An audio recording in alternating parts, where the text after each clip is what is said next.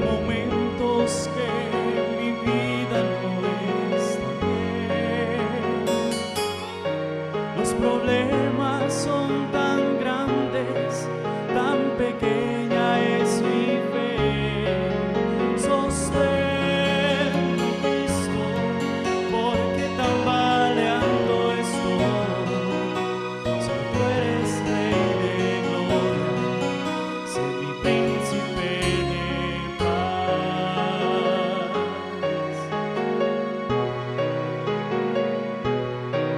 Me levanto a medianoche, ¿dónde estás? En mi ser siento el dolor que causa mi pecado. Sosténme, Cristo, porque tambaleando estoy. Si tú eres Rey de gloria, sé mi príncipe de paz. No es tan fácil entregarse así.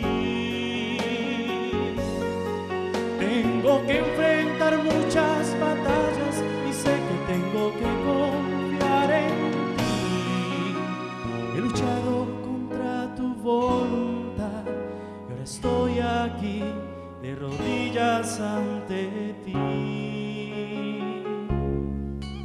Oigo un coro de ángeles cantar y tu gracia va cubriendo toda mi debilidad. Sosténme, oh Cristo, porque tambaleando estoy. Solo tú eres Rey de gloria, sé mi príncipe de paz. Pero sosténme, oh Cristo, porque tambaleando estoy. Solo tú eres Rey de gloria, sé mi príncipe de paz.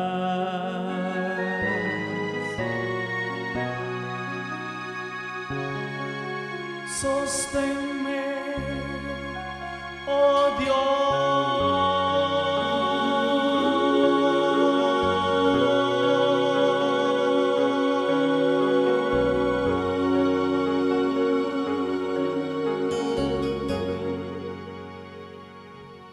Queridos amigos, bienvenidos una vez más a la serie Cristo en el Santuario.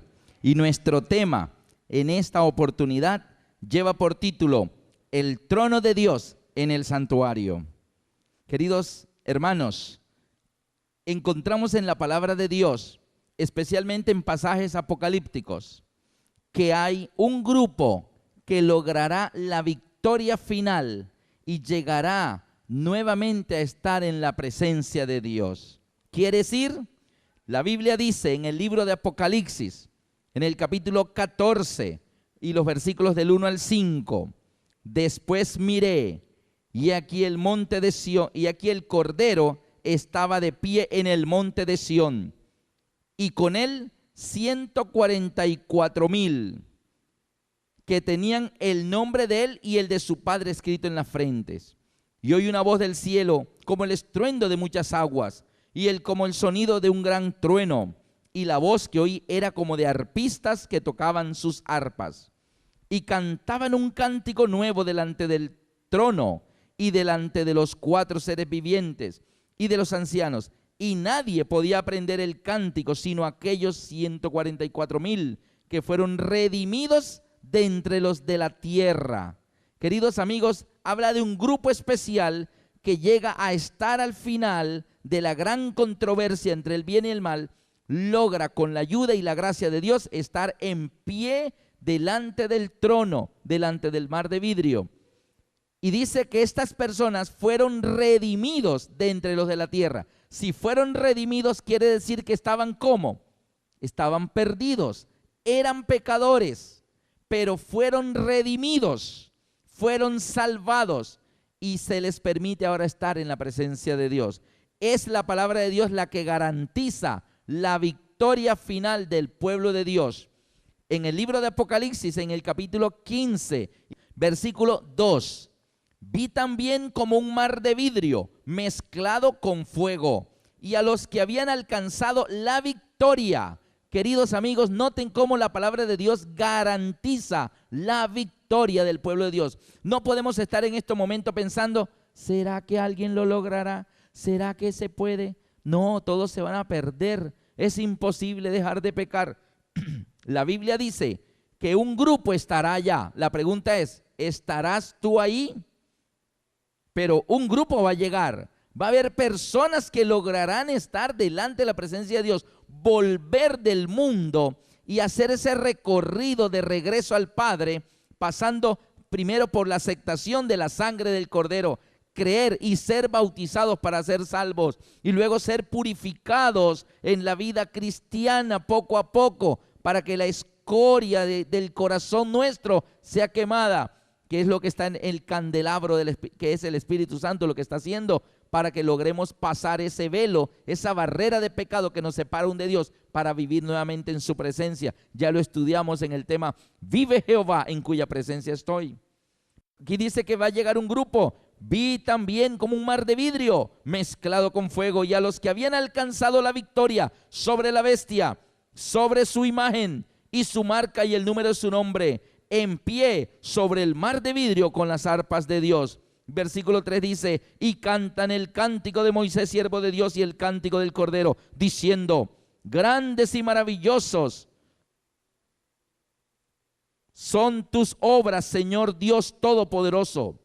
Justos y verdaderos son tus caminos, Rey de los santos. Es decir, hay un grupo de personas que considera que Dios al final hizo todo bien. Lo hiciste bien, Señor. Tus juicios son verdaderos, justos. Hoy en día todavía hay personas que cuestionan a Dios. Todavía no están convencidos totalmente en su corazón que Dios es amor. Dicen, ¿y si Dios es amor, por qué permitió esto? ¿Y si Dios es amor, por qué permitió lo de los 11 de septiembre, las Torres Gemelas? ¿Y si Dios es amor, por qué la guerra? Y dudan del amor de Dios. Lo que no saben es que lo malo que está sucediendo no es culpa de Dios, es culpa del pecado, y que nosotros transigimos con el pecado. Dios antes nos está salvando, puso en marcha un ambicioso y costoso plan de salvación, dar la vida misma de su propio Hijo. Dios está haciendo bastante, pero va a haber un grupo que lo logrará. Queridos amigos, ¿será que lo que hemos leído en Apocalipsis 14, Apocalipsis 15 nos demuestra como una profecía, como el cumplimiento exacto de la profecía, que habrá erradicación total del pecado en su pueblo? Sí, habrá erradicación total del pecado en el pueblo de Dios. Lo que está ahorita en juego es si cada uno de nosotros, los que estamos ahora mismo aquí, permitiremos que Dios erradique totalmente el pecado de nosotros. Pero lo va a lograr en otras personas, ya está aquí garantizado en la palabra de Dios. Es más, en Apocalipsis 19, 7 y 8 nos dice que la iglesia, como la esposa, o menciona a la esposa del Cordero, Apocalipsis 19, 7 y 8 dice, gocémonos y alegrémonos y démosle gloria, porque han llegado las bodas del Cordero y su esposa se ha preparado.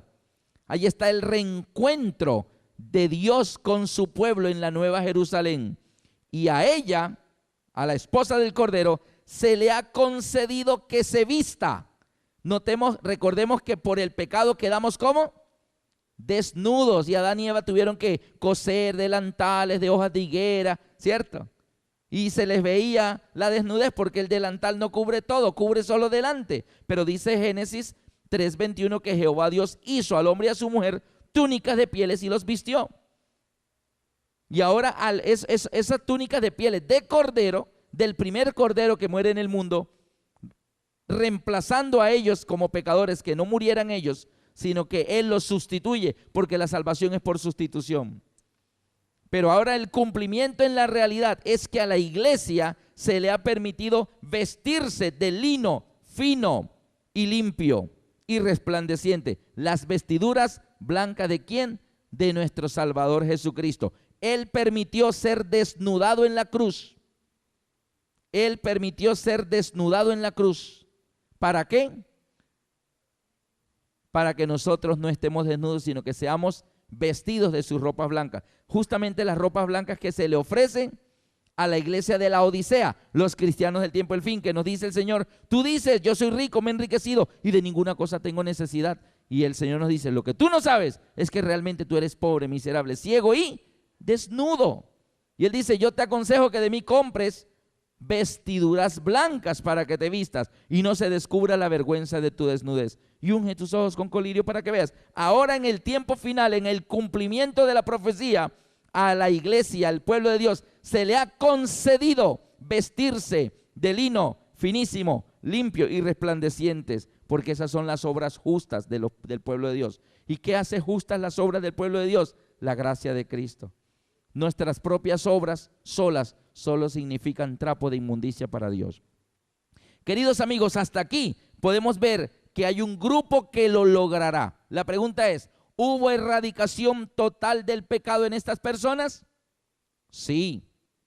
Ese es el plan de Dios, erradicar el pecado en nuestras vidas. Y lo tiene que erradicar totalmente. Mira lo que dice Apocalipsis 21, 27. Apocalipsis 21, versículo 27.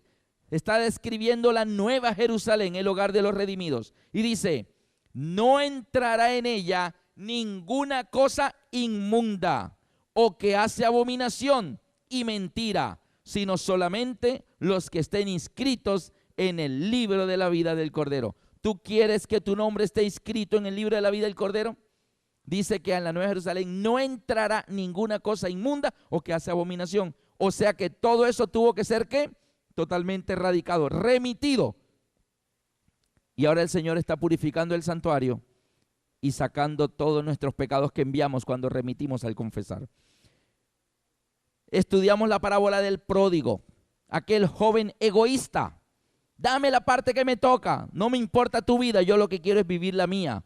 Y el padre dijo, toma, y se fue el pródigo. Y gastó todo. Después allá, viviendo la aflicción que le habían llevado sus propias obras, este joven recapacitó y dijo, ¿cuántos jornaleros en la casa de mi padre tienen abundancia de pan y yo aquí perezco? Porque la paga del pecado es perecer, morir, la muerte. Perezco de hambre. Pero dijo, no, mi padre me puede, yo puedo volver a vivir con mi padre. Me levantaré e iré a mi padre y le diré, Padre, he pecado. Y eso es lo que traemos al santuario, nuestros pecados. Y en el santuario nos son quitados, fueron puestos sobre el cordero y nosotros somos limpiados. Y el joven pródigo se levanta y viene donde el padre, arrepentido, humilde, cae de rodillas y dice, Padre, he pecado contra el cielo y contra ti. No soy digno de ser llamado tu hijo, pero déjame estar siquiera como uno de tus jornaleros. O sea, este joven ahora quiere estar cerca de su padre, así sea como un humilde jornalero. Yo solo quiero estar cerca de ti, verte de lejitos allí, pero estoy en tu presencia. No soy digno de ser ya hijo. Yo voy a trabajar y ganarme el pan de cada día aquí en tu hacienda, pero déjame estar aquí para trabajar para ti. Pregunto, ¿hubo erradicación del pecado en el joven menor, en el hijo pródigo? ¿Hubo erradicación? Sí, ya su amor al pecado, a la inmundicia y a gastar el dinero que él no había ganado y a despilfarrar los dones que su padre le había dado, todo eso él lo dejó, ya no lo quiere, ahora solo quiere estar en la presencia del Padre. ¿Hubo erradicación del pecado en el joven? Sí. Viene el hermano mayor y le reclama, yo no entro a la casa porque este hijo tuyo perverso desgastó allá toda la fortuna, vivió perdidamente, gastó el dinero con rameras y ahora tú lo recibes así, tan bonito, ¿no? Yo no voy a entrar, tantos años te he servido, me he portado bien, nunca me he ido de la casa, te obedezco en todo y nunca me has dado ni un cabrito para gozarme con mis amigos. La pregunta es, ¿el hermano mayor sentía amor por el hermano menor? ¿Eso es pecado? ¿No amar al prójimo es pecado? Es más, cuando el joven se va, Padre, dame la parte que me toca. La Biblia no registra nada de que el hermano mayor le haya dicho, hermanito, ¿cómo te vas a ir? Tú estás loco, quédate, eres mi único hermano, me vas a dejar solo. No, dijo, que se vaya mejor, todo lo que quede es mío. Así que la pregunta aquí es, ¿hubo erradicación del pecado en el menor?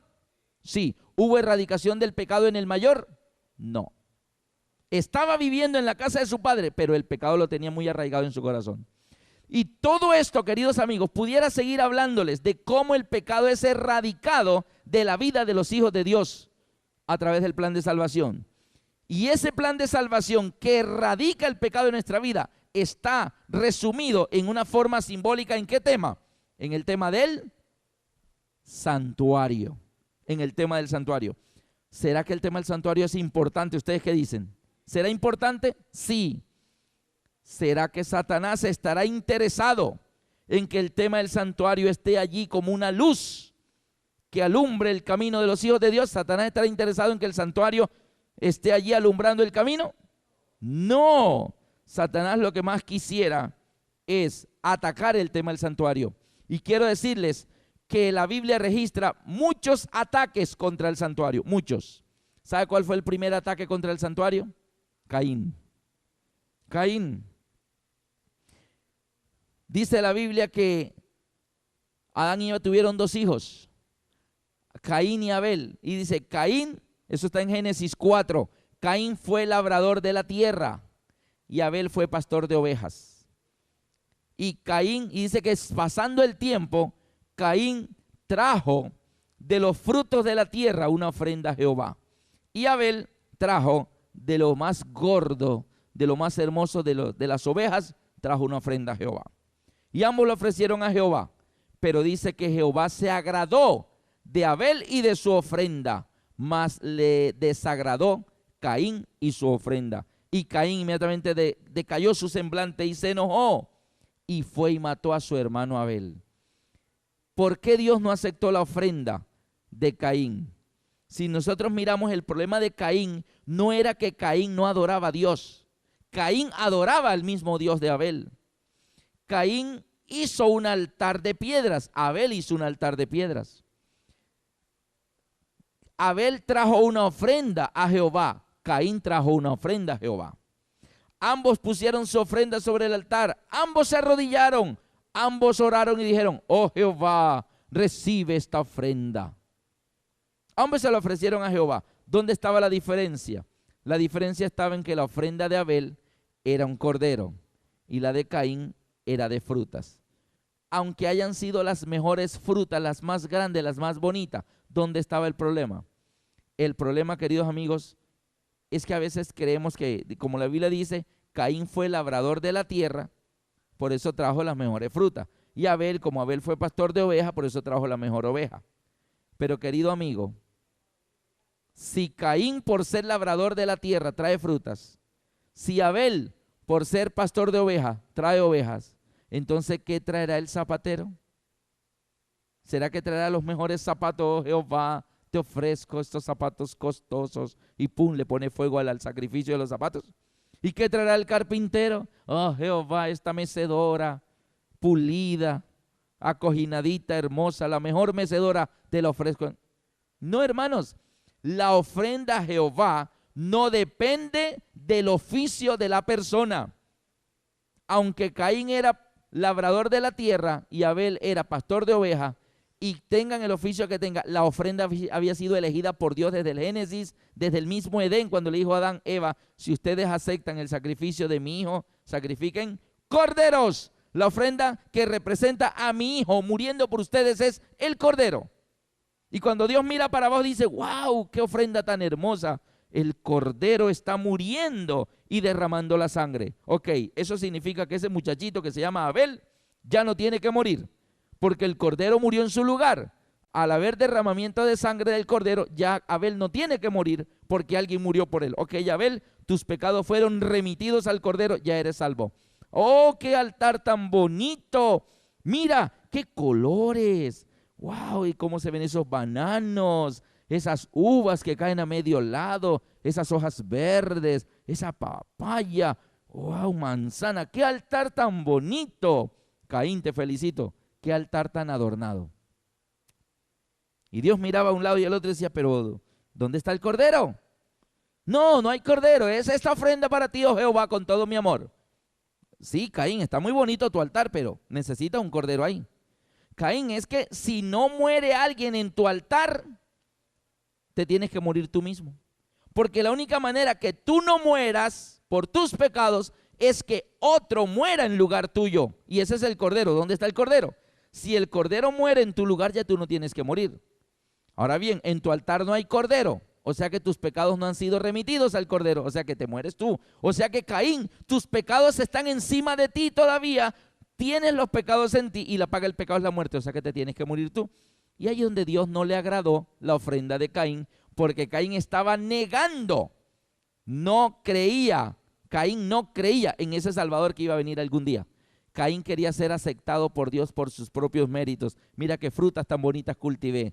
Mira qué grande me quedó esta papaya. La regué todos los días, la aboné. Mira qué linda papaya te ofrezco. Dios dice, yo no necesito tu trabajo para que seas salvo. La única manera que tú seas salvo es que la salvación es por sustitución. Si otro muere en lugar por ti, tú eres salvo. ¿Dónde está el que va a morir por ti? No hay. Ok, tú te mueres. Así que Caín tenía una religión sin Cordero. Y el Cordero representa nada menos que ¿a quién? Que al Hijo de Dios. O sea, Caín era cristiano sin Cristo. O sea, es como arroz con pollo, pero sin pollo. ¿Se imaginan eso?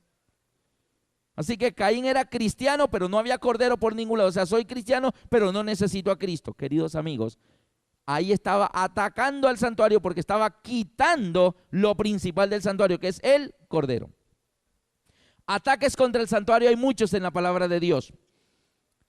Cuando el pueblo de Israel tomó aquel oro y esa plata y esas piedras preciosas y esas linos finos que habían traído de Egipto, que Dios le dijo a las mujeres hebreas, toquen la puerta a los egipcios y pídanle alhajas de oro, plata, cóbrenle los 400 años de servicio retroactivos, cóbrenle todo lo que les deben. Pero Dios ya tenía pensado que al llegar al desierto, con todo ese oro, que iban a construir el santuario.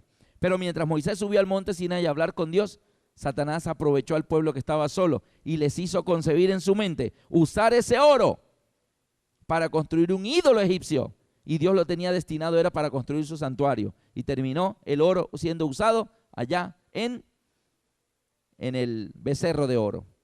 Para que no haya santuario, haya becerro de oro, pero santuario no. Gastarse los materiales destinados para el santuario, gastárselo en algo idolátrico.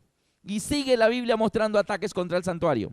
Muchas veces el templo de Jerusalén fue arrasado por países enemigos, arrasado hasta los cimientos, destruido, y mientras el templo estuvo destruido no hubo sacrificios. Así que no había manera de mostrarle al mundo cómo era que éramos salvos. Y pasaron varias décadas y los servicios suspendidos, ataques contra el santuario. El santuario fue derribado muchas veces. Pero queridos amigos, en este tiempo del fin, dado que el tema del santuario es tan importante, pero tan importante, hay ataques hoy en día también contra el santuario. De hecho, este tema es tan importante que la escritora cristiana, esa escritora cristiana famosa del siglo pasado, Elena de White, en muchas de sus obras, pero en la mayor, en aquella que es un bestseller mundial, que se titula El conflicto de los siglos, en la página 542 y página 543, ella escribe: el pueblo de Dios debería comprender claramente el asunto del santuario. ¿Cómo? Claramente el asunto del santuario. También escribe en esas páginas la correcta comprensión. ¿La qué? La correcta comprensión. Y si hay una correcta comprensión, o sea que hay una ¿qué? Hay una incorrecta comprensión. La correcta comprensión del ministerio de Cristo en el santuario celestial es el fundamento de nuestra fe. ¿Qué quiere decir esto de que correcta comprensión del santuario es el fundamento de nuestra fe? Hoy en día hay hombres muy eruditos, de mucho estudio, de muchas maestrías teológicas, de una brillantez impresionante en el conocimiento de la palabra de Dios. Y hoy en día algunos de ellos están predicando contra el tema del santuario, enseñando, por ejemplo, que no existe un santuario en el cielo. Imagínate, no hay santuario celestial. ¿Cómo se les ocurre eso de un santuario celestial? Claro, la Biblia habla de un santuario celestial. La Biblia dice en Apocalipsis: y el ángel se paró delante del altar con un incensario de oro. Apocalipsis 8, 1 al 5. La Biblia dice en Apocalipsis y del templo salieron los 7 ángeles con las 7 plagas. Del templo salieron, o sea que hay un templo o no hay un templo allá. Y uno de los muebles del santuario representa el trono de Dios. Y dice que cuando Jesús ascendió al cielo, se sentó a la diestra de Dios Padre. Y Jesús es un ser real, con carnes y huesos. Él lo dice en Lucas. Cuando resucita, dice que los discípulos lo miraron y decían, un fantasma, un espíritu. Y Jesús le dice, palpad y ved, porque un espíritu no tiene carne y hueso como veis que yo tengo. Y dice que ellos de gozo aún no lo creían. Y dice, ¿tenéis algo de comer? Y le dieron parte de un panal de miel y un pez. Y se lo comió. Y si era un fantasma no podía comer, pero estaba comiendo. Dejó las espinitas ahí, al lado del plato. Así que Jesús es un ser real. Y si la Biblia dice que ascendió al cielo y se sentó a la diestra, queridos amigos, se tuvo que sentar en un lugar físico. O sea que hay trono en el cielo. Y es parte del santuario, que la Biblia habla en varios lugares de ese santuario celestial. Pero hoy en día están predicando, no hay santuario en el cielo. ¿Cómo se le ocurre que allá va a haber muebles y va a haber eso? No, allá no hay eso. Es que el santuario celestial antes es el verdadero. Allá no hay ángeles de oro en las paredes así esculpidos. Allá hay ángeles reales, miríadas, millares y millones de ángeles alrededor de Jesús. Ahora bien, ¿por qué dice Elena de White que la correcta comprensión del tema del santuario es el fundamento de nuestra fe? Mira esto. Si aceptamos que no hay santuario en el cielo, entonces si no hay santuario, no hay arca. Porque ¿cómo va a haber un arca si no hay santuario? Así que si no hay santuario, no hay arca. Si no hay arca, ¿qué había dentro del arca? La ley. Así que si no hay santuario, no hay arca. Si no hay arca, no hay ley. Si no hay ley, no hay pecado. ¿Cómo puede haber pecado sin ley? Así que si no hay santuario, no hay arca. Si no hay arca, no hay ley. Si no hay ley, no hay pecado. Si no hay pecado, no hay pecadores. Y si no somos pecadores, ¿a qué? No necesitas un salvador. ¿Cómo vamos a ser pecadores si ni siquiera hay una ley? O sea, mira cómo un efecto dominó. Si no hay santuario, no hay arca. Si no hay arca, no hay ley. Si no hay ley, no hay juicio. Y si no hay juicio, ¿a qué es que va a venir Cristo cuando venga por segunda vez? A juzgar a los vivos y a los muertos. Así que si no hay santuario, no hay arca. Si no hay arca, no hay ley. Si no hay ley, no hay juicio. Y si no hay juicio, no hay segunda venida. Y querido amigo, les puedo mostrar una por una. Si no hay santuario en el cielo, cómo se derrumbarían todas las creencias que le enseña la palabra de Dios. Por eso Elena de White dice, la correcta comprensión del tema del santuario es el fundamento de nuestra fe. Así que necesitamos tener un fundamento sólido en este aspecto. Ahora bien, estos predicadores y están llevando pero muchísima gente a dudar si en el cielo hay un santuario. Por ejemplo, ellos dicen, ¿cuál es el trono de Dios? ¿Cómo se llama nuestro tema de hoy? El trono de Dios en el santuario. Dice, ¿cuál es el trono de Dios en el santuario? Claro, los hermanos dicen, el arca del pacto. ¿En qué parte del santuario estaba el arca? En el lugar santísimo. Ahora miren esto. Si el trono de Dios es el arca y Jesús al resucitar, al tercer día de su muerte resucitó, a los 40 días ascendió al cielo. ¿Y qué dice la Biblia? ¿Qué hizo cuando llegó al cielo? Se sentó a la diestra de Dios Padre en el trono. ¿Sí se dan cuenta?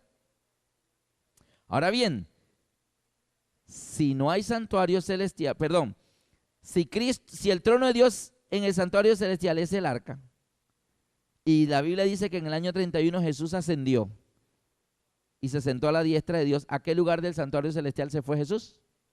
Al lugar santísimo, directamente, y se sentó allá, al lado del trono, en el trono de Dios, al lado del Padre, a la diestra, y se fue directo al lugar santísimo. Entonces él dice, ¿a qué hora se salió del lugar santísimo? Para que en 1844 pasara el lugar santo al lugar santísimo. O sea, prácticamente en el año 31 asciende, se sienta a la diestra de Dios en el arca, lugar santísimo. ¿A qué hora se sale de ahí para volverse a meter en 1844? Y se da cuenta que no hay arca, no hay santuario, no hay. Porque mire que no concuerda, Jesús se fue directo al lugar santísimo. Y la profecía de los 2300 años de Daniel 8:14 nos enseña que solo hasta el 22 de octubre de 1844 Jesús pasó del lugar santo al lugar santísimo. La clave para esto, queridos amigos, y quiero decirle en este momento del tema, que esto que voy a exponer no es mío. Lo aprendimos del pastor Salim Japas, un experto y un hombre de mucho estudio en el tema del santuario. El pastor Salim Japas inclusive me obsequió la fotocopia, 24 páginas. El que quiera tener esa fotocopia me la puede pedir y yo se la puedo dar. De gracia recibiste, das de gracia. Y en esas 24 páginas usted puede ver detallado este tema de qué es esto del trono de Dios en el santuario. Vamos a ver en los muebles del santuario, los del santuario terrenal, porque todo esto era simbólico, cada uno de ellos representa distintas etapas del plan de salvación. Distintas etapas del plan de salvación. Por ejemplo, en el atrio exterior, tenemos allí en la lámina, en el atrio exterior habían dos muebles, el altar de sacrificios y la fuente de agua, la fuente de bronce, dos muebles. Las cosas que sucedían en el atrio, en esos dos muebles, representan etapas del plan de salvación que ocurrirían en la tierra a la vista de los hombres. O sea, los seres humanos verían esas dos etapas del plan de salvación. ¿Qué representa el altar de sacrificios? La muerte del Cordero. ¿Y dónde murió Cristo Jesús? En el monte Calvario. ¿Lo vieron las personas? Sí. Así como la gente en el atrio veía en el altar cómo moría el Cordero y lo sacrificaban. La gente en la tierra vio cómo en el monte Calvario el Cordero de Dios que quita el pecado del mundo murió allí desnudito, llevando nuestra desnudez allí. Así que eso es evento en la tierra. La fuente de agua representa el bautismo y el bautismo también ocurre en la tierra. Nadie se puede bautizar en el río limpio que sale del trono de Dios allá. Nadie se va a bautizar allá porque los bautismos son acá. Allá hay una hermosa agua limpia que sale del trono de Dios, pero esa no es para bautizarse. Los bautismos son acá en la tierra. Según el plan de Dios, el que no se bautiza en la tierra, allá no se va a bautizar. Alguien puede decir, no, yo mejor espero, yo me bautizo allá, que me bautice Cristo mismo en el río limpio. No, no va a haber allá. Según el plan de Dios, los bautismos son en la tierra. Ahora bien, vamos a ver algunos detalles y unas características de los muebles del santuario, ¿verdad? Así, por ejemplo, si estos dos muebles representan etapas del plan de salvación en la tierra a la vista de los hombres, luego cuando el sacerdote ingresaba al lugar santo, el velo se cerraba tras de él y él quedaba entre el velo que daba hacia el atrio y el velo que daba hacia el lugar santísimo. Y allá habían tres muebles en el lugar santo. ¿Cuáles son esos muebles? La mesa de los panes, el candelabro de 7 brazos y el altar de incensario. Tres muebles, todo de oro. Y alrededor en las paredes había ángeles. ¿Qué quiere decir eso? En el atrio, si el sacerdote estaba ministrando, miraba a la izquierda, personas, miraba a la derecha, personas, eventos del plan de salvación en la tierra. Apenas él ingresaba al lugar santo, miraba para la derecha, veía ángeles, ya no veía personas. Miraba a la izquierda, ángeles, ya no veía personas, porque son eventos que se realizarán en el cielo, a la vista de los ángeles, ya no a la vista de nosotros. Nosotros quedamos aquí en la tierra y lo que está pasando en el cielo lo sabemos por la palabra de Dios, pero no lo podemos ver. Los ángeles sí están viendo lo que Jesús está haciendo por nosotros allá. ¿Está bien? Ahora bien, estos muebles son descritos en la manera como fueron construidos. El trono de Dios, cualquiera de estos muebles que represente el trono de Dios, debe ser un mueble que registre dos reyes sentados al tiempo en ese mismo lugar. ¿Por qué? Porque la Biblia registra que en el trono de Dios están sentados ¿quién? El Padre y el Hijo. Acuérdate que le dice, siéntate a mi diestra hasta que ponga a tus enemigos por estrado de tus pies. Esteban, poco después del ascenso de Jesús, fue juzgado y fue condenado a ser apedreado. Y antes de eso dijo, veo los cielos abiertos y al Hijo del Hombre sentado a la diestra de Dios Padre. Así que ahí estaba el Hijo sentado con su Padre en el trono. Cualquier mueble de estos del santuario que represente el trono de Dios, y déjeme decirle que no es el arca, debe mostrar de una manera, de una evidencia muy marcada, dos reyes sentados ahí al tiempo, el Padre y el Hijo a la diestra. Vamos a ver rápidamente cómo estaban construidos estos muebles. Volvemos a los muebles del atrio. Y la Biblia registra, no lo voy a leer, pero ustedes lo pueden anotar, la Biblia registra, por ejemplo, que el altar de holocaustos o altar de bronce, donde moría el cordero, la anterior, el altar de bronce, donde moría el cordero, está registrado en Éxodo 27 del 1 al 8.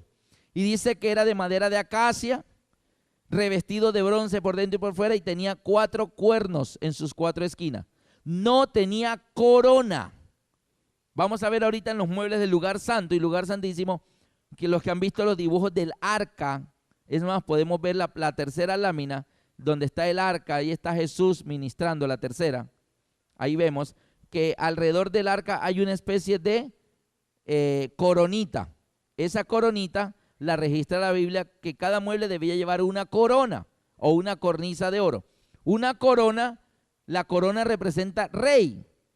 Así que el arca tiene una corona y una corona representa un rey allí. Ahora bien, volvámonos al lugar santo, al atrio, y en el altar de holocausto no tenía corona. Usted puede leerlo en Éxodo 27, del 1 al 8, y no registra que tenía corona. ¿Por qué no tenía corona? Aunque Jesús es Rey de Reyes y Señor de Señores, cuando Cristo muere por nosotros en la cruz del Calvario, Él no vino como rey. Él se despojó a sí mismo, tomó forma de siervo, hecho semejante a los hombres. Es decir, Él no estaba allí como rey, vino fue como cordero y vino como siervo. No trajo la corona de Él. Aquí en la tierra, para burlarse, le pusieron una de espinas, pero su verdadera corona la dejó allá porque Él se despojó a sí mismo. Así que Él viene a morir a la tierra y allí no hay corona porque Jesús muere, pero no está muriendo como rey, está muriendo como siervo, como cordero. Entonces, por eso el mueble no tenía corona. La fuente de bronce tampoco tenía corona, y ustedes pueden leer la descripción de la fuente en el libro de Éxodo 30, 17 al 21. No tenía corona, porque la fuente de bronce representa el bautismo, y el bautismo es para los pecadores, y nosotros los pecadores no somos reyes. Así que tampoco tenía corona la fuente de bronce. Así que ninguno de los dos, al no tener corona, ninguno de los dos representa trono. El uno representa la muerte del Cordero, que fue en el Calvario, y el otro representa el bautismo. Para Jesús fue en el Jordán, y para cada uno de nosotros fue en un río o en un bautisterio. Pero no hay corona allí porque ninguno de los dos representa el trono de Dios.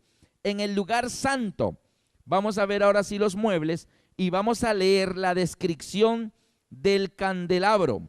El candelabro que tenía 7 candeleros. Está en Éxodo 25, 31 al 40. Y dice que no tenía ninguna corona. Usted puede leer ese pasaje. Y no tenía corona. Éxodo 25, 31 al 40. El candelabro de 7 brazos representa al Espíritu Santo. ¿Y cómo si representa al Espíritu Santo? Y el Espíritu Santo es Dios con el Padre, porque no tiene corona. Miren lo siguiente. En el Apocalipsis, al final, en la descripción de la adoración celestial en Apocalipsis 5. Apocalipsis 5, miren la adoración celestial, versículo 11 al 14. Y miré y oí la voz de muchos ángeles alrededor del trono y de los seres vivientes y de los ancianos, y su número era millones de millones, que decían a gran voz: el Cordero que fue inmolado es digno de tomar el poder, las riquezas, la sabiduría, la fortaleza, la honra, la gloria y la alabanza. Y a todo lo creado que está en el cielo y sobre la tierra y debajo de la tierra y en el mar y en todas las cosas que en ellos hay, oí decir: al que está sentado en el trono y al Cordero sean la honra, sea la alabanza, la honra, la gloria y el poder por los siglos de los siglos. Noten que la adoración celestial va dirigida al que está sentado en el trono y al Cordero, al Padre y al Hijo y al Espíritu Santo. ¿Por qué no? Porque ellos no dicen: al que está sentado en el trono y al Cordero y al Espíritu Santo sea la honra, la alabanza, la gloria. ¿Por qué no dicen: al Padre, al Hijo y al Espíritu Santo sea la honra, la gloria y la alabanza? ¿Por qué si Padre, Hijo y Espíritu Santo y son un solo Dios, por qué la honra solamente la dan al que está en el trono y al Cordero, solo al Padre y al Hijo? ¿Y por qué al Espíritu Santo no lo incluyen? ¿Saben por qué? Porque el Espíritu Santo está en el corazón de todas esas multitudes de redimidos. Está llenando con su presencia y con su luz, y está moviéndolos a reconocer al Padre y al Hijo como Dios verdadero. ¿Se dan cuenta? Ese es su trabajo. Él nos convence de pecado, de justicia y de juicio. Él trabaja en los corazones para llevarnos al Padre y al Hijo. Él no nos lleva a Él mismo. O sea, el Espíritu Santo no lleva a que la gente lo adore a Él mismo. El Espíritu Santo lleva a la gente a que reconozca al Padre y al Hijo. Y Él también es Dios, Él también es Rey, pero Dios es tan humilde que Él logra llevar a las personas a Dios y Él mismo no se cuenta, aunque Él también es Dios con el Padre y con el Hijo. Así que la labor del Espíritu Santo en la tierra no es de que lo reconozcan a Él como Dios y Rey, es hacer que los pecadores reconozcamos al Padre y al Hijo, al que está centrado en el trono y al Cordero. Jesús mismo lo describió en San Juan 17, cuando dice: y esta es la vida eterna, que te conozcan a ti, el único Dios verdadero, y a Jesucristo a quien has enviado. La pregunta es: ¿quién es el que hace que en nuestro corazón se prenda la llama del fuego del deseo de querer saber de Dios y de Cristo? El Espíritu Santo. El Espíritu Santo es el instrumento que nos lleva a Dios y a su Hijo. Y aunque Él mismo es Dios, Él no nos lleva a decir: vengan, reconózcanme a mí, yo también soy Dios. No reclama para sí honra. Por eso el mueble que representa al Espíritu Santo está allí sin corona, porque Él trabaja como detrás de bambalinas, trabaja en los corazones, y Él no aparece dándose honra a sí mismo. Acuérdate que Jesús dijo en la tierra: el que da testimonio, el testimonio que tú das de ti mismo no es válido, sino el que otros dan de ti. Así que el Espíritu Santo da testimonio en los corazones de los pecadores de reconocer a Dios y a su Hijo, pero Él no da testimonio de que lo reconozcan a Él mismo, porque una de las cosas que Dios tiene es que Él no se alaba a Él mismo. Los seres humanos orgullosos, pecadores, sí nos vivimos alabando nosotros mismos, ¿ya? Y vivimos diciéndonos nosotros mismos lo bueno que somos. No, Dios no. Qué ejemplo tan bonito nos da allí. Así que el Espíritu Santo no está en la tierra para que lo reconozcan a Él. El Espíritu Santo está en la tierra para llevar a los pecadores a Cristo y al Padre. Por eso no tiene corona el candelabro que representa al Espíritu Santo. Vamos a ver ahora el altar del incensario. El altar del incensario está en Éxodo 30 y del versículo 1 al 10. Solamente voy a leer del 1 al 3 y miremos la descripción que hace allí. Éxodo 30, del 1 al 3. Dice así: el altar del incensario. Noten que el altar del incensario representa Cristo en olor, su gracia intercesora. O sea, Cristo intercediendo por nosotros. Ahora, Cristo es Rey. ¿Cristo es qué? Es Rey. Y el altar del incensario representa a Cristo intercediendo por nosotros, o sea, un rey. Y dice, mira cómo describen el altar del incensario. Harás asimismo un altar para quemar el incienso. De madera de acacia lo harás. Su longitud será de 1 codo, su anchura de 1 codo, será cuadrado, y su altura de 2 codos. Y sus cuernos serán parte del mismo. Y lo cubrirás de oro puro, su cubierta, sus paredes en derredor y sus cuernos, y le harás en derredor una cornisa de oro alrededor. Y ahí sigue la descripción, pero nos interesa esa parte. ¿Cuántas cornisas de oro tenía? Una corona. Mira, ahí la tenemos en el dibujo. El altar del incensario, el pequeñito que está junto al arca. Una corona de oro alrededor. Una corona representa ¿qué? Un rey. Una corona, un rey.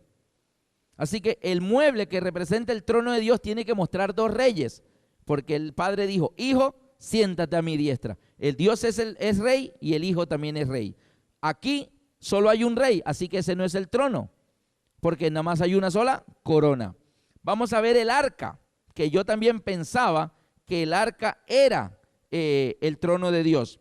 En Éxodo 25, 10 al 22, voy a leer solo el 10 y el 11. Harás también un arca de madera de acacia, cuya longitud será de 2 codos. De 2 codos y medio, su anchura de codo y medio, y su altura de codo y medio. La cubrirás de oro puro por dentro y por fuera, y harás sobre ella una cornisa de oro alrededor. ¿Qué quiere decir esto? Ahí está el arca con los querubines. Ahora bien, una cornisa de oro, una corona de oro representa ¿qué? Un rey.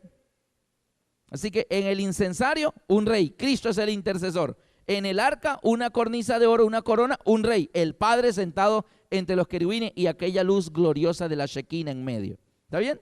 Así que vamos a ver cuál de los muebles llena como requisito tener 2 coronas. Y ese es el trono de Dios en el santuario. Allí mismo en Éxodo 25, del 23 al 30, está la mesa de los panes. Aquí tenemos la mesa de los panes abajito. La mesa de los panes. Y mira lo que dice. Éxodo 25, 23 al 30. Vamos a leer del 23 al 25. Harás asimismo una mesa de madera de acacia.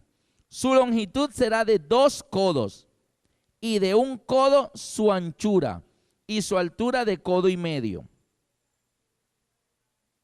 Y la cubrirás de oro puro y le harás una cornisa de oro alrededor. ¿Cuántas cornisas tenía?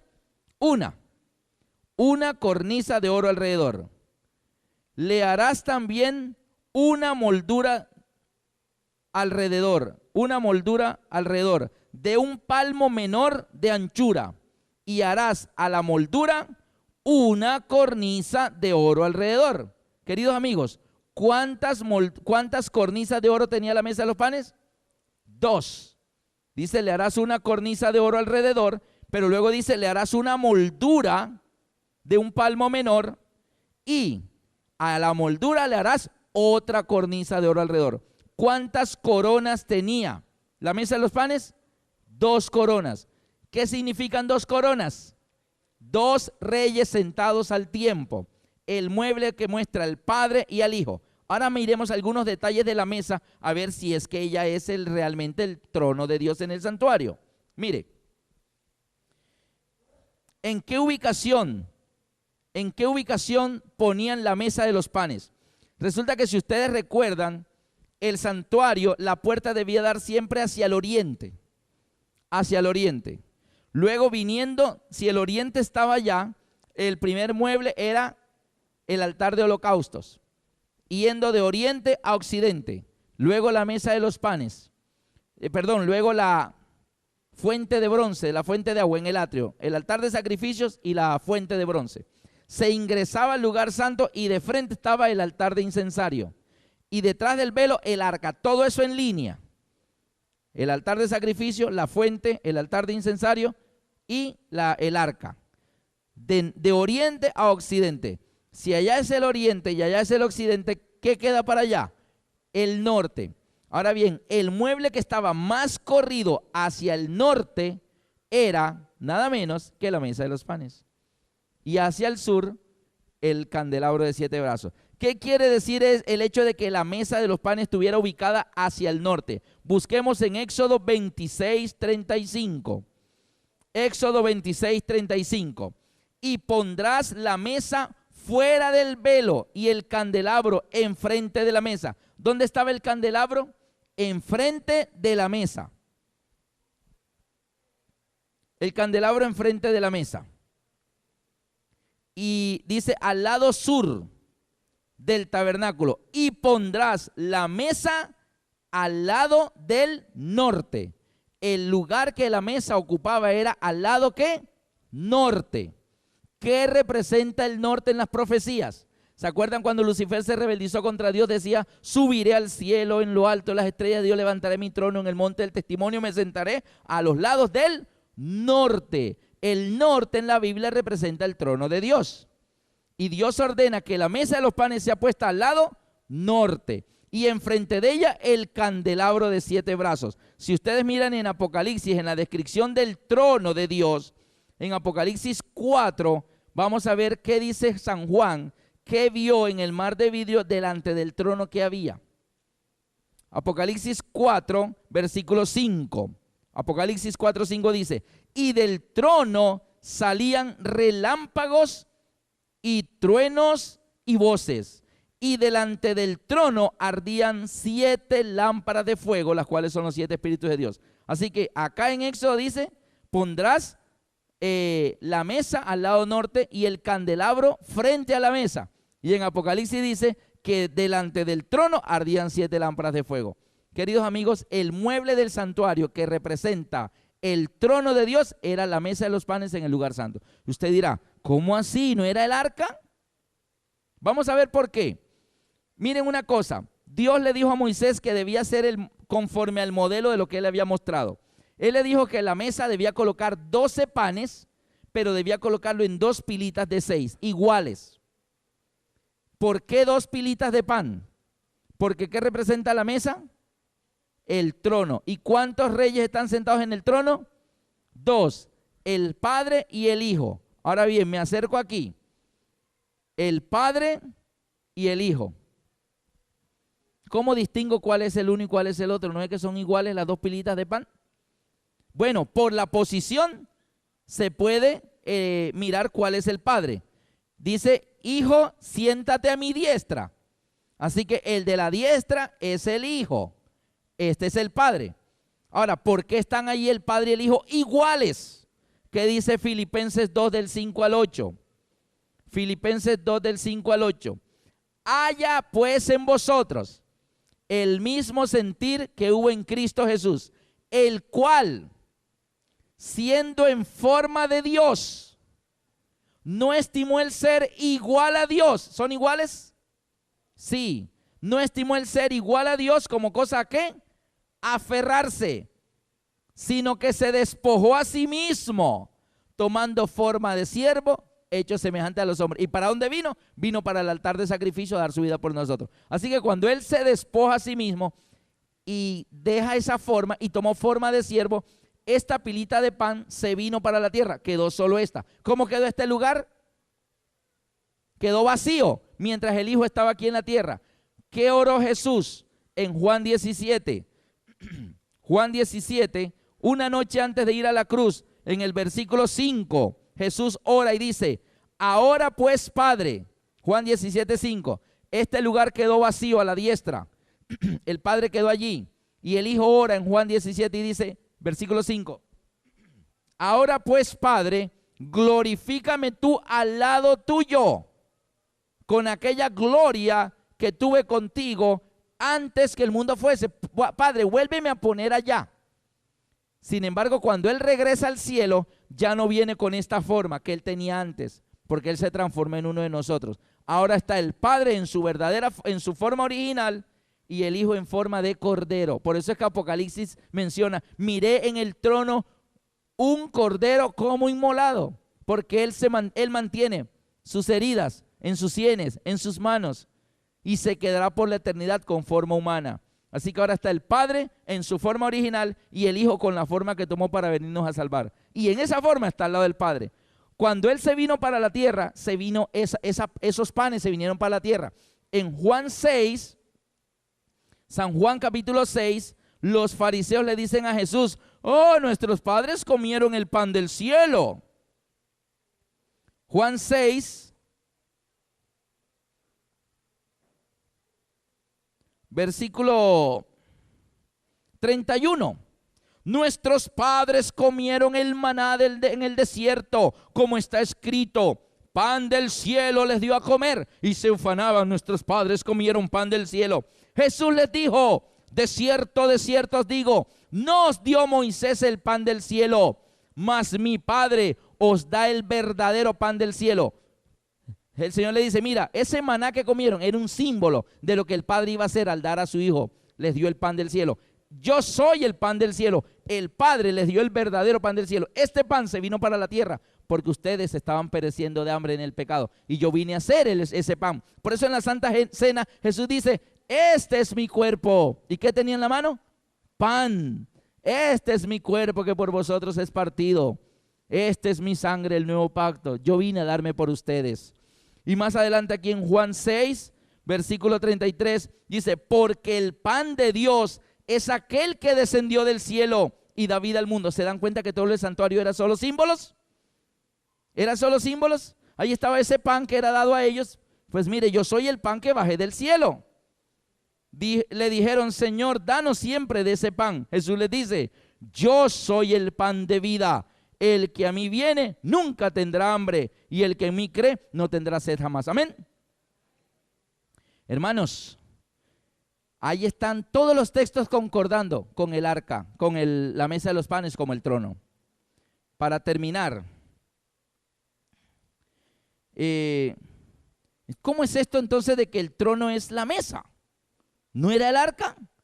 Acuérdense que los rituales del santuario, por todo el año, ¿a dónde ministraba el sacerdote? ¿En qué lugar del santuario? ¿Hasta el lugar qué? Santo. Y asperjaba la sangre allí llevando los pecados. Cristo Jesús fue el Cordero en la tierra y ascendió como nuestro sacerdote y comenzó a ministrar en el santuario celestial desde el año 31 que ascendió hasta el 22 de octubre de 1844. ¿En qué lugar del cielo? En el trono con su Padre a la diestra. ¿Qué había alrededor de las paredes? Ángeles. ¿Qué había delante de la mesa de los panes? El mar de vidrio. ¿Y qué había enfrente? El candelabro de 7 brazos.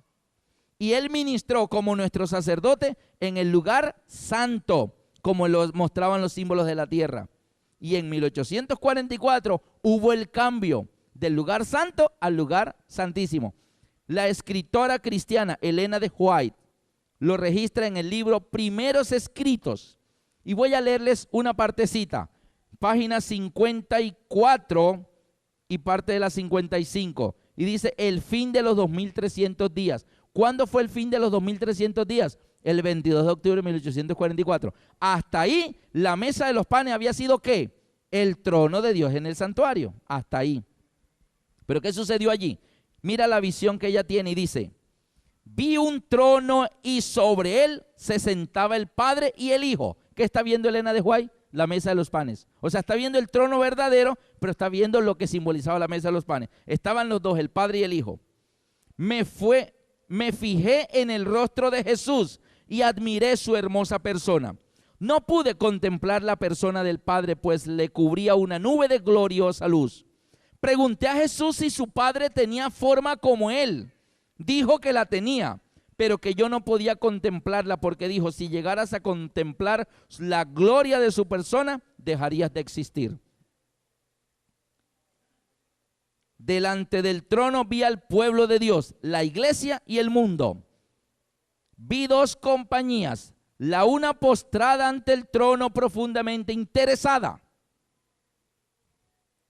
mientras que la otra no manifestaba interés y permanecía de pie indiferente. Los que estaban postrados delante del trono elevaron sus oraciones a Dios y miraban a Jesús. Miraba él entonces a su Padre y parecía interceder para con él. Una luz se transmitía del Padre al Hijo y de éste a la compañía que oraba. Entonces vi que una luz excesivamente brillante procedía del Padre hacia el Hijo y del Hijo y desde el Hijo ondeaba sobre el pueblo que estaba delante del trono. Pero pocos recibían esta gran luz. Muchos salían de debajo de ella y la resistían inmediatamente. Otros eran descuidados y no apreciaban la luz, y ésta se alejaba de ellos. Algunos la apreciaban y se acercaban para postrarse con la pequeña compañía que oraba. Esta recibía la luz y se regocijaba en ella, y sus rostros brillaban con su gloria. Ahora miren la parte final. Vi al Padre levantarse del trono. ¿Dónde estaba ese trono? En el lugar santo, la mesa de los panes. Vi al Padre levantarse del trono y en su carro, en un carro de llamas, entró en el lugar santísimo, al interior del velo, y se sentó. ¿En qué mueble se sentó ahora el Padre? En el arca, muy bien, en el arca. El Hijo está todavía acá en el trono. El Padre se fue en un carro de llamas y se sentó allá. Y dice aquí, entonces Jesús se levantó del trono y la mayoría de los que estaban postrados se levantó con él. No vi ni un solo rayo de luz pasar de Jesús a la multitud indiferente. Y hace otra descripción, pero la parte que me interesa, el párrafo siguiente dice, después de eso, un carro de nubes cuyas ruedas eran como ruedas de llama de fuego, llegó rodeado de ángeles donde estaba Jesús. Él entró en el carro y fue llevado al lugar santísimo donde el Padre estaba sentado. Allí contemplé a Jesús, el gran sumo sacerdote, de pie ante el Padre. Vamos a ver la siguiente lámina. En la siguiente lámina vamos a ver a Jesús de pie ante el Padre. Mírelo allí. Así que ya el trono dejó de ser ¿qué? La mesa de los panes. El Padre fue al lugar santísimo y se sentó. El arca, una corona, un rey sentado. Jesús no está sentado en el arca. Jesús está de pie ministrando como el gran sumo sacerdote. Así que en conclusión, el trono de Dios en el santuario era hasta 1844, hasta el día de la expiación, el trono de Dios era la mesa de los panes en el lugar santo. Y del 22 de octubre de 1844 en adelante, el trono de Dios en el santuario es el arca en el lugar santísimo. Ustedes dirán, pero ¿cómo que el trono está aquí y luego está allá? O sea que se mueve, el trono de Dios se mueve, lo acabamos de leer aquí. Pero ¿qué dice Daniel? Daniel lo menciona en el capítulo 7. Daniel 7, 9. Daniel 7, 9 dice, estuve mirando hasta que fueron puestos tronos y se sentó un anciano de días cuyo vestido era blanco como la nieve y el pelo de su cabeza como lana limpia. Su trono llama de fuego y las ruedas del mismo fuego ardiente. ¿Qué tiene el trono de Dios? Ruedas. ¿Y para qué son las ruedas? Para moverse. Así que el trono de Dios estuvo en el lugar santo hasta 1844, la mesa de los panes. Y fue en 1844 en adelante que el trono de Dios pasó al lugar santísimo y ahora es el arca. Así que hay que aclarar eso de esa manera. En el año 31, cuando Jesús ascendió al cielo, se sentó a la diestra de Dios en el lugar santo. Y en 1844, lo leímos en primeros escritos, el Padre se levantó y en un carro de llama de fuego pasó al lugar santísimo y se sentó en el arca. Y el Hijo entra en un carro de nubes, rodeado de ángeles, y va al lugar santísimo y ahí está de pie como nuestro sumo sacerdote y está a punto de terminar la obra sumo sacerdotal y el tiempo de gracia está a punto de cerrarse, queridos amigos. ¿Por qué el trono de Dios se mueve? En el santuario terrenal, ¿qué se hacía en el lugar santo? Todos los días, corderos y la sangre al velo, al velo, al velo. Era traer las enfermedades, traer el pecado al velo, al velo, al velo. Pero el día de la expiación, la enfermedad tenía que ser ¿qué?